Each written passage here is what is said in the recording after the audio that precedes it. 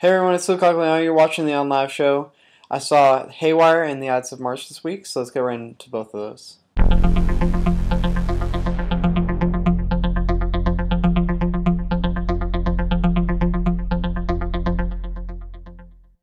Haywire is a surprisingly good film. Gina Carano, the main star of this movie, who plays Mallory, is a professional MMA fighter, and this is her first feature film.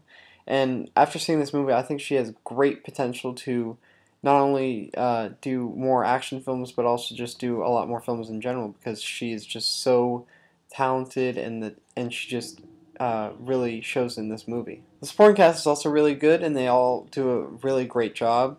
I thought the father had a really good relationship with Mallory, and the way that they kind of worked off of each other was really cool to see. You have a lot of really big names in this movie. You have Michael Douglas, Ewan McGregor, Michael Fassbender, and Antonio Banderas. Just having a really big cast and a really strong cast helped this movie carry along really well. This movie has some incredible action scenes, and they were some of the best ones I've seen in years.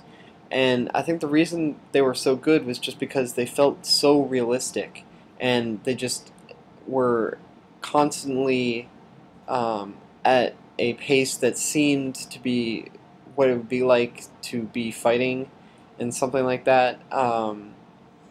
And just the way that they film everything, and how they were so close and so almost in an almost claustrophobic way, also added to just the aspect of almost it being lifelike. And I think having Gina being a professional fighter also just added to the amount of things that they were able to do in a sense of her physical performance. There's this one scene where Gina and a few guys are reclaiming a hostage, and the entire scene takes place with no sound and just a song kind of playing over the whole event. It was amazing to see this. It was just such a refreshing and interesting way to do this. I thought it was really, really smart. It was a long movie, and it keeps your interest the entire time. I would say it's definitely worth seeing in theaters because of just how beautiful the cinematography is,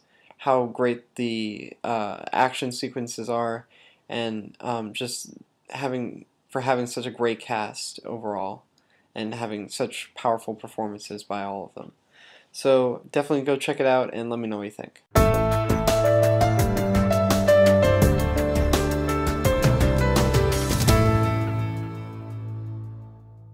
The Ides of March came out a while ago, but I finally got to see it on demand, and I was so amazed by this movie. It has such an interesting story, and there's so many great twists and turns throughout it.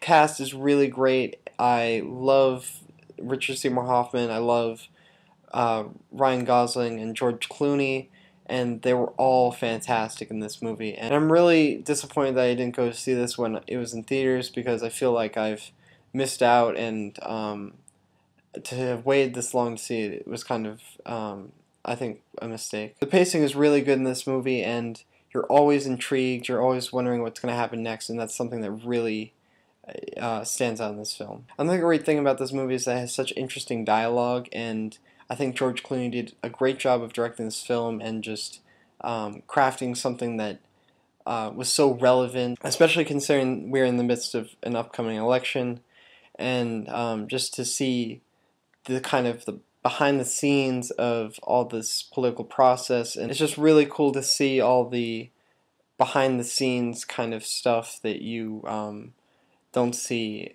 in real life. I would definitely say this is something I was completely surprised by, and I am so glad to have finally seen it.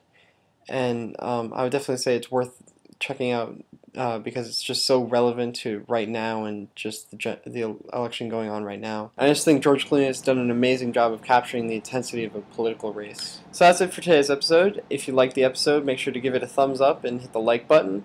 If you want to see more of these episodes, you can click the subscribe button up there. Be sure to leave comments for today's question of the day right down below, and you can also check out all the links to trailers and whatnot. And you can leave a video response if you want to do that too. So for today's question of the day, since the Oscars are coming up pretty soon, I want to know, what are some movies that you think deserve to win an Oscar or just get nominated? Make sure to leave your comments right down below. I'll see you guys next Monday, and that's it.